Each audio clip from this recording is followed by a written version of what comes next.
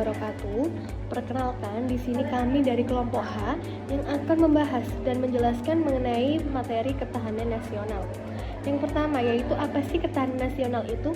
Nah, ketahanan nasional itu adalah kondisi kehidupan nasional yang harus diwujudkan. Suatu kondisi kehidupan yang dibina secara dini, terus-menerus, dan sinergi. Mulai dari pribadi, keluarga, lingkungan, daerah, dan nasional. Bermodalkan keuletan dan ketangguhan yang mengandung kemampuan dan mengembangkan kekuatan nasional. Berlandaskan Pancasila, UUD 1945, dan wawasan Nusantara yang dapat digambarkan sebagai kemampuan bangsa dalam menumbuhkan dan mengembangkan nilai-nilai nasionalnya demi sebesar-besar kemakmuran yang adil dan merata, rohaniah dan jasmaniah. Lalu yaitu ada fungsi ketahanan nasional. Apa saja fungsi ketahanan nasional? Di sini ada 5 poin. Yang pertama yaitu untuk mempertahankan kedaulatan dan integritas wilayah negara. Lalu untuk menjamin keutuhan dan kesatuan bangsa, untuk melindungi dan memelihara kepentingan nasional, untuk menjaga stabilitas politik, ekonomi, dan nasional, dan yang terakhir yaitu untuk mendorong pembangunan nasional secara berkelanjutan. Baik, untuk selanjutnya akan dijelaskan oleh rekan saya. Oke, langsung saja. Pembahasan yang selanjutnya adalah asas ketahanan nasional. Asas ketahanan nasional ini mempunyai 3 perkara.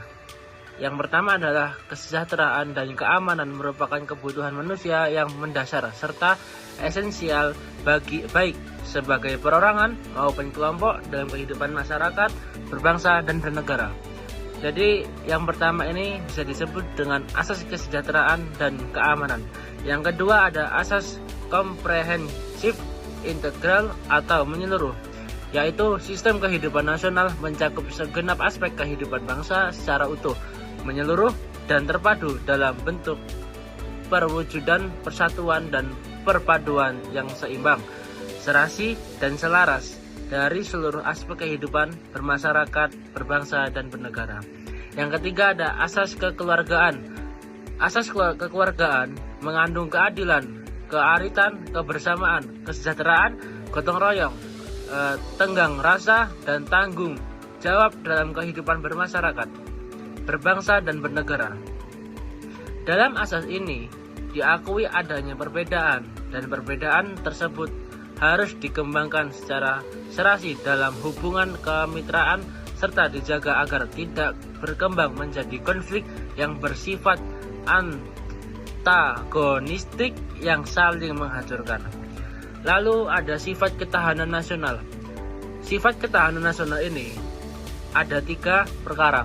Yang pertama, manunggal memiliki sifat integratif yang diartikan terwujud kesatuan dan perpaduan yang seimbang, serasi dan selaras seluruh aspek kehidupan berbangsa dan bernegara. Yang kedua, kewibawaan. Ketahanan nasional yang bersifat manunggal mewujudkan kewibawaan nasional yang akan diperhitungkan oleh pihak lain sehingga merupakan daya tangkal. Yang ketiga, dinamis. Ketahanan nasional suatu negara tidak tetap, melainkan dapat meningkat atau menurun tergantung pada situasi dan kondisi bangsa dan negara itu sendiri. Baik, materi selanjutnya yaitu unsur-unsur ketahanan nasional.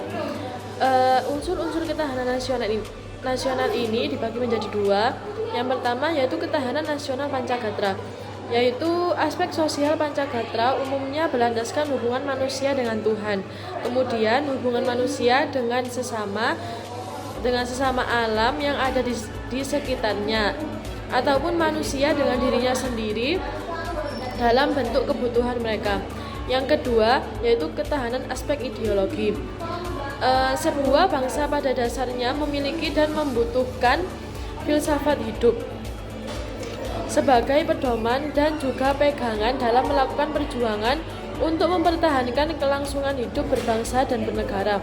Filsafat hidup tersebut digunakan sebagai salah satu pedoman hidup, di mana filsafat tersebut termasuk ke dalam filsafat praktis yang merupakan sebuah ideologi, pandangan dunia, dan pandangan hidup.